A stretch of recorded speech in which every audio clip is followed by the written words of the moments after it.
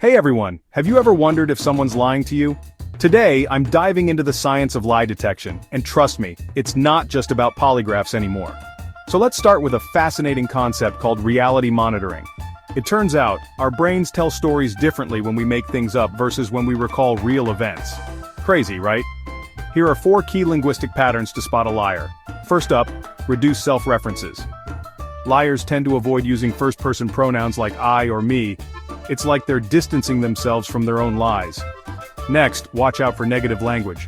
Words like hate or stupid often creep into a liar's speech, reflecting their underlying guilt or discomfort.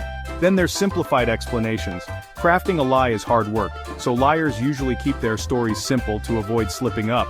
On the flip side, some liars go overboard with details. They use overly convoluted language to sound more convincing. It's like adding extra toppings to hide a bland pizza. Let's see these in action. Remember Lance Armstrong's doping scandal? His denials were filled with hypotheticals and deflections.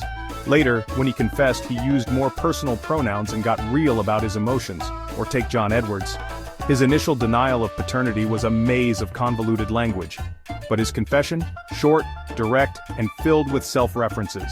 Now, you might be thinking, how can I use this?